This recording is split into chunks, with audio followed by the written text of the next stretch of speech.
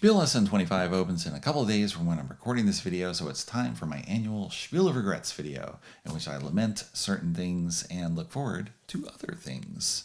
To start with, the SPIEL Essen 25 preview on BoardGameGeek is pretty much finished with more than 1,300 items at this point. I say pretty much finished because I'm still receiving emails.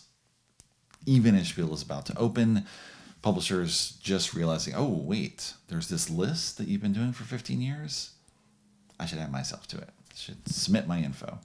We'll see whether those get on or not. I started sending out surveys to publishers in June and have sent multiple surveys since then. We have a huge mailing list, had more than 400 surveys submitted, and hundreds of emails just sent as well with requests to be added or additions or corrections or questions on how to do this or that. It's a lot of stuff going on there.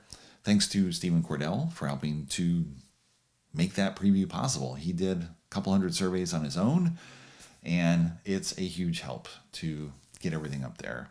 We try to make it as complete as possible with publishers reaching out to have their stuff listed so that people can find them ahead of time and do research as to what's at the show. So hopefully that's been helpful. The preview shows publishers large to small.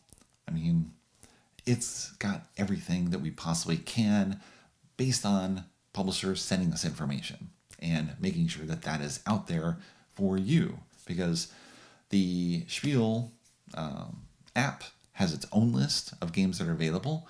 Publishers submit information in advance, and then they submit it, if I remember correctly, is in late July. Can't remember exactly, but months ago. And since that time, oh, we're going to have this game for demo we didn't expect. This game for demo is actually going to be for sale because we got copies early. It's now for demo, not sale. They didn't show up in time, whatever it is. There's all sorts of stuff going on and changes happening, and publishers sometimes being able to sell their games at another publisher's booth. And so we want to list all that, make sure that you know as much as possible what's there, so that you can ideally find things that you want to play. And I realized I have done very little of that until 2 days ago. I had tagged only 3 items in the Spiel Essen 25 preview. BoardGameGeek has a system where you can tag games as must-have, interested, undecided, non-interested. And then you can use filters to weed out all the not interested, or anything that you haven't tagged, or just must-have interested, whatever. You make a list of things you want to check out at the show, ask someone to get for you, maybe just make a list so that you can check things out later because you're not going to the show, you're going to a convention where some games will be available, like BGG-Con in November. And ideally it's helpful in whatever way you need it to be helpful if you're interested in looking for new games. And I just haven't done that yet because, for the most part, add games to the preview, and then I just move on. And there's something else, and there's something else, and it just doesn't stop, which is good for the creators and publishers, I guess, but a little overwhelming at times. So the 3 things I had tagged, let me talk about the things I had tagged. And things I tagged, I used to worry a little bit more about trying to find the ideal game for me, what's perfect, but I realize more and more just I'm going to be good with whatever things I like, and the perfect thing is something you're only going to find through repeated play. It's not going to hit you instantaneously. At least that has not been my experience. It's more about playing something, liking it, you play it again, you play with different people, you want to introduce it to people, and over time it becomes the thing you love. It's not the thing you love initially. Sort of like people, I guess, where it's more like you get to know them better, and then that relationship solidifies, becomes the thing that you know is true. So I'm just looking for stuff that I might like, and then we'll see what happens. I might not even look at any of these games once I actually get to the show, because most of my appointments at Spiel are going to be for titles that are coming out in 2026. I want to look ahead to what's coming. I've already posted about these games in the preview. I've previewed some of them in depth, like Ants, which I really dug. I got a review here. I'll post links in the description just because You can only have a certain number of links up in this area. I did Faya Swamp. I can't hold them up because Ants, I let someone local borrow, and Faya Swamp I sent to Candace. I recently did videos for Take Time and Faust versus Mephisto. Very nice. Did Ink, right? Also, Casper Lap Design, very nice. It's funny too because I look at stuff like this and I really dig it. This is so much to my taste, and I played it half dozen times. Really dig it, and it's got fewer than 100 thumbs on the preview. It's just like your tastes are not necessarily going to match up with anyone else's, and so it's hard for me sometimes to look at items by most thumbs and have any connection with what's there. It's just not happening. Yeah, it's just your tastes are more personal, and you can have suggestions, but if you know through experience that those suggestions don't pan out, as in I'm not interested in most things in the BGG Top 100, so the most thumb things are usually not for me. Items that I do have that I'm interested in checking out. There's a Carnivore did it, a game I previewed after checking it out at Gen Con 2025, and it's a logic puzzle game. It's a game because there's a scoring system, but otherwise it's a logic puzzle, and I love logic puzzles. Just probably gonna play it on my own, solve it on my own, not play. And it's more like an airplane game where you can just play it on the tray, lay out cards, look at all the statements, figure out who's lying, who's telling the truth, in order to determine who did the crime. Seems very similar to app I love, Clues by Sam. Good stuff. So that I'm interested in. Not flashy, it's just cards with text on them, which is most of the things I'm interested in. There's the game 99 by Reinhard Staup from Candy Spiele. It's just cards with numbers on them. You're trying to play out cards in order to score points. You get to 99 points, you win. That's it. There's 9 thumbs on the listing on the SPIEL Essen 25 preview, so not a thing that appeals to geeks necessarily, but seems like it'd be just right for me, especially with the casual gamers that I tend to play with in my extended family, my area. There's a lot of people who like games, but they're not like gamers, going in for hard games with lots of rules. They just want to play something, and they're happy to have me introduce things. Third item that I had tagged is My 7, a tile rummy game by Michael Schacht and Schmidt Spiele. Michael Schacht has not released many new games recently, and I tend to love his designs because they have fairly minimal rule sets with a highly interactive play space where what you do really affects everyone else. So, curious to check that out. Maybe I'll get it. I don't know. There's the 4 new titles from Gerhard Spielen Design, which makes incredibly beautiful all-wood logic puzzle, or all-wood abstract strategy games. Abstract strategy games for 2 players, all in wood. They're all beautiful. I try them out each year. Usually I get 1 or 2, often as review copies from the publisher. And I don't know, I'll try them and see, but there's too much to consider. There's too much to reasonably take home and play a sufficient number of times to see whether I really love it. And again, it's happened with a few things like this. I've played 28 times. But most things it's half dozen times, handful of times, and then do a video and then never touch it again. So try not to stress too much about what I'm getting here. What else do I have on the list? Speaking of Faust versus Mephisto, same designer did The Yellow House, which I also loved. And GeoNil has 2 other titles at SPIEL Essen 25 from Korea Board Games. The Phantom of the Opera, which is a 2-player trick-taking game like this, like The Yellow House. Love the style of GeoNil. And very curious to see what that is. But of course, if I don't get that, I have the other 2. So maybe I don't have to worry about it. There's also a game called Orbita, which I know nothing about other than it's a 2-player game by GeoNil. So on the list. There you go. Often it's just the designer connection that is going to have me put something on the list, which may be true of you as well, of course. There's Fantasy Brewers, another Michael Schacht design that may or may not be new. I'm not sure if it's a re-implementation of one he did before, but there, ideally, I'll check it out. That may or may not happen. Tower Up. What is it? Tower Up Paradise Islands. Got a list in front of me.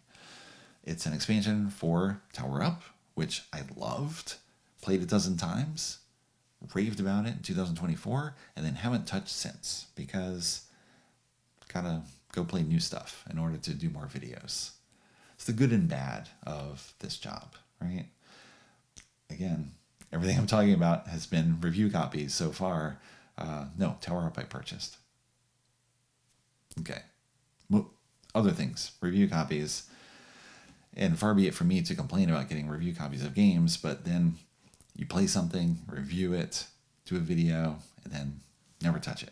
No matter how much I like it, it's often not coming back to the table because I got to move on to something else. Good and bad. Good and bad. What else is on the list? We have 2 titles from Portal Games, Age of Galaxy 2nd Edition and Bohemians. I got brief overviews of them, one at Gen Con and one through a designer diary by the creator of Bohemians. And they both sounded really interesting. And maybe I'll try them. Maybe I'll never touch them. I don't know. But they're in my head. Maybe.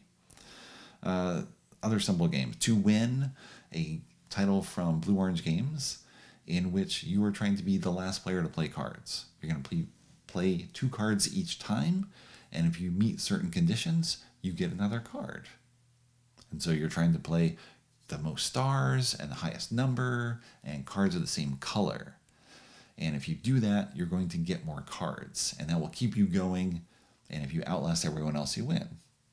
Cards with numbers. Yes. That's what we want. There's Clear 4, another Schmidt-Spiele game. Get rid of your cards. Cards with numbers. A couple special power cards. That's it. Emergency Exit Only. The game originally released in Japan by the designer, and now Yellow has picked it up. And you are taking turns playing tiles into a single stack, and you're trying to exit a maze or dungeon or something like that. And you see only after everyone has played everything whether you get out or not. And at a certain point, I think you can say that you're trapped or everyone is trapped, and then you can sort of have an emergency exit. Not sure exactly, but just the concept of everyone playing together in that pile seemed appealing.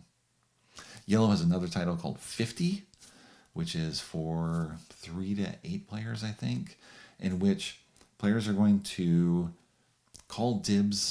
secretly call dibs on certain numbers, I think from 1 to 50, call dibs on, 5 numbers or something. And then you're going through the numbers and calling them out, and if you're the only person to call out a number, you take control, and then you're going to score for each number after that you still have control. If 2 people call out the same number, they cancel one another, and they don't claim control at that point. The person who has it continues to have it. And you just score points, and you do that a few rounds, and that's it. And it seems like nothing, and it's just a guessing game as to who's going to say what, but it's 4 rounds, so you're playing off what has come before with what you're saying next. And it just seems like it'll be goofy and something that will create good moments. So there you go. Let's see. There's the Friedemann titles Fearless and Formidable Farm. And Fearless, I remember you're trying to not veer too far off a track. Based on tricks, you win. Don't know more than that. And Formidable Farm is a trading game. And it seemed, trade this for this, do this other thing, satisfy the villagers' demands. Maybe it's ideal, but Friedman's games usually hit right with me. Usually there's a little something there that wins me over. Right? It just fits my taste. He's very good at avoiding scoring systems in which there is a big spreadsheet where you're tallying things and trying to do all the points. He's much more interested in you hitting a goal. Whoever is closest to this goal, whoever does this thing first, right? Or a clear minimal point system where only 3 things are scored or something like that. So it's very focused in terms of how you're playing and what your attention is on during the game. So you get to play off other people that way. There is Canal Houses, a card game that came out from a Dutch publisher, and Gigamic is now reprinting it in an English edition, probably French edition too. I know nothing about it except Joe Huber likes it, and Joe's tastes sometimes align with mine well, and it's a card game, so I should give it a try. There is SPIEL, a game about fortune tellers that's €100, and it's got all these components, and for some reason the cover really captivated me, and I kept going back to look at it, and that was it. I was just like, okay, well, maybe I'll check it out. Maybe I won't. We'll see, but it seemed interesting, and that's all I'm going on a lot of times. It's like, it seems interesting. I'm not going to research heavily to find out if it's ideal. I'll discover through play, or I won't. One of those. I've got other choices if I don't get to it. Über den Wolken, a family game from Zoc, in which you are trying to arrange your birds to be at the front of the flock in order to score. There's other scoring condition as well, and how the birds are moving around is going to determine how cards come into your hand, if I remember correctly, over a few rounds. Again, seemed my taste. Family style games. There's a game Quintess, which I don't remember what it is at all. I put that on there and I forgot. This is what happens lots of times. Maybe I'll get back to it. Maybe it's a secret treasure that someone will tell me about 5 years from now. And I'll be like, oh yeah, I thought about that game once. We'll see. What else? What else do we have? Dewan, a new release by Space Cowboys by Johannes Guppy and I think Gregory Gerard. Seemed like my type of thing. Don't know. Kikai from Fantasy Games. It's a new version of a Japanese game called Bricolage Heads, where you're trying to kind of pick up trash and make things out of it. There you go. That's pretty much it. Oh, last thing.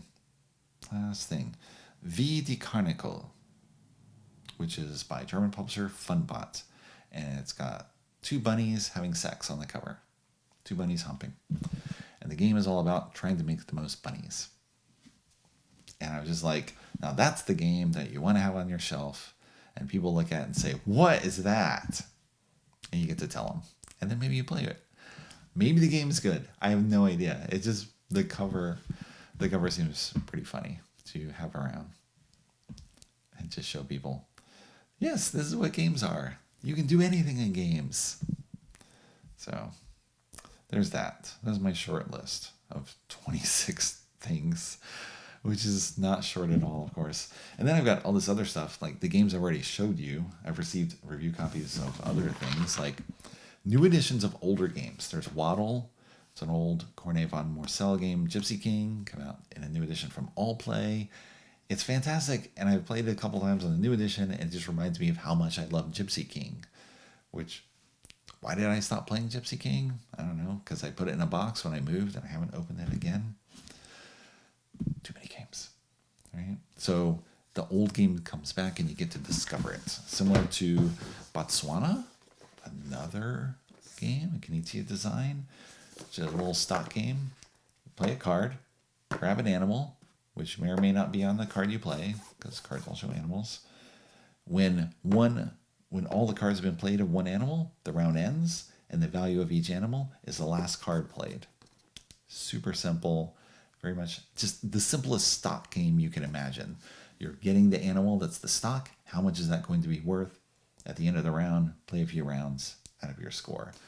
It's a fantastic design that's been out for 30 years now, because it came out in 1994 as Quandary. Fantastic game. And often I get back to games like these only when they come out in a new edition, and I'm introducing the people, and then I do a video on them, as I did with Money from Knizia, one other game as well recently. Can't remember. Plate, Korean publisher, has a new version of Gangster by Torsten Gimler, who did No Thanks. And I never played Gangster. It came out in, I believe, the late 2000s from Amigo. Mayfair did an edition. Never played it, but Plate is really bringing back a lot of those old titles, and those are ones I get to and do videos on. Like I did Big Shot from Plate. I have done, I'm trying to remember other Plate ones. They did Jalapeno. They did a number of Knizia ones. They did Circus Fliccati. They got lots of stuff that's coming back. Batam. It's a new edition of Tonga Bunga from Stefan Dora. Very fun game, but haven't played that. I got a few other things I can mention. Shadow Cards. This is a mock-up that I got at Gen Con. It's a 2 to 5 player trick-taking game, and it's very challenging to play because each round you're looking at your hand of cards and making a prediction. How many points are you going to score this round? You choose 2 cards from your hand, or 3 cards in a 2-player game, put them face down, and the sum of those cards is your point prediction. And then you play tricks, and if you win a trick, you keep 1 card from the trick face up, and those are the points you score from that trick. You play through the entire hand, and did you make your prediction exactly? Right? The points that you have in front of you match the prediction that you put down initially. If so, you get 3 times your prediction. Or you can try to go for 0 points, and there are cards with zeros on them. So even if you win a trick, you can still win 0 points from that trick. If you take 0 points, you get double your prediction.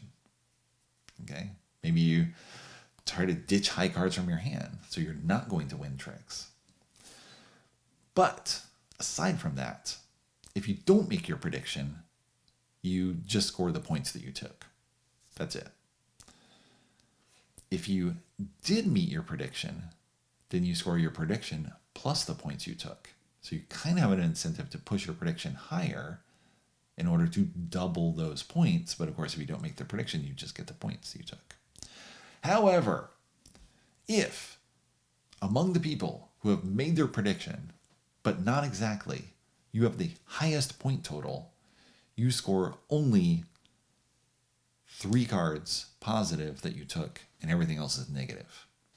And that just flips around your whole idea. You're trying to hit exactly your prediction, but if you go over your prediction, now you're at risk of being too greedy and punished for it by scoring positively only your 3 highest cards, everything else being negative. And sometimes you account for that where you think that's just going to happen based on what other people are doing. Maybe that person's going for a 0. That person clearly is going for lower score. And you just keep 3 high cards, and then you just start putting low numbers on everything else. So even if you are the highest one, you don't get punished too much.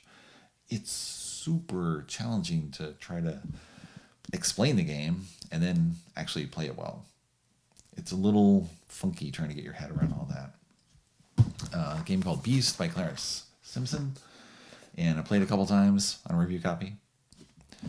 And it's a cooperative game, cards with numbers, in which each time you play a card, this 3-digit number must go higher. Okay? So you're trying to play in the 1 slot to begin with. At a certain point, of course, you have to play in the 10 slot. Because on a turn, you're choosing a suit and playing all the cards of the suit that you have in your hand onto the board. And the number must always go higher. And so often, if you got 6, 7, 8, you can just put down 6, and then 7, and then 8. And there you go. You've gone higher, and you got rid of 3 cards. But if it's at 8, the next player has to play, maybe they got a low number, they have to go in the 10 slot. But when you go in the 10 slot, you can clear out the 1s, which now lets you reset. Instead of 18, now it's just 10 again. And so you can put numbers in here again. And when you put something in the 100 slot, clears out the 10s and the 1s if you want. However, there are certain beast cards that will come down on the board and then restrict you from playing certain suits in certain locations. And that's where it gets really challenging. So, yeah, I played it a couple times, really dig it. Haven't played enough to really feel comfortable giving a review. It's 2 to 5 players. I played once with 2 and once with 3. Maybe twice with 2. Forget. Diver Go, new game from Itten. Haven't played this yet. You have a box of coins. You have diver cards around. You race at the beginning of the round to grab a diver card. That's how many coins you can get, but that's also where you go in turn order. So if you get to 2, you're going second turn order, and you can grab at most 2 coins. And you're trying to grab coins in order to complete cards over here. So get things there. But interestingly, when you're getting coins, you have to put on the blindfold. Not really a blindfold. It is. Let's see if I can open the box now. Tight box. Come on.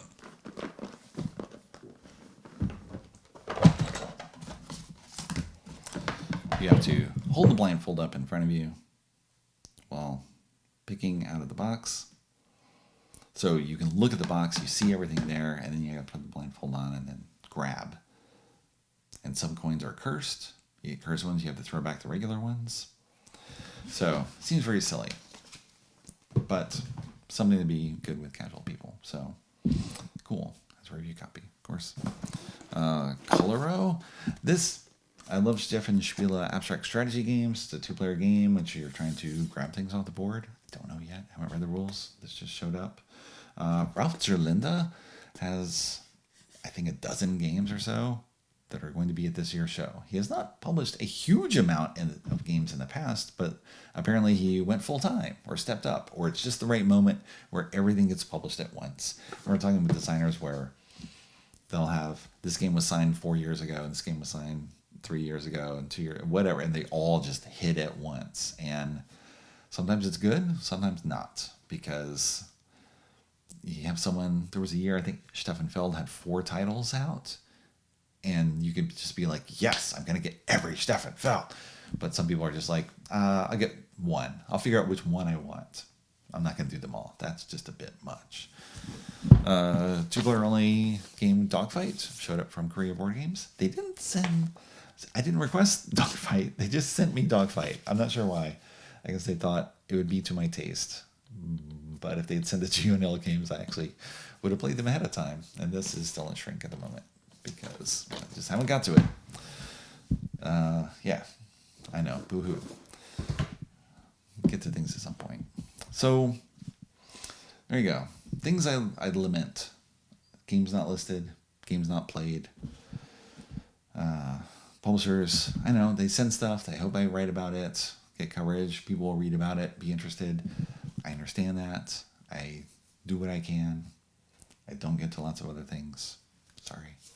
I typically don't request games unless I absolutely know I'm going to play them. So I don't think... Well, anyway, I requested this.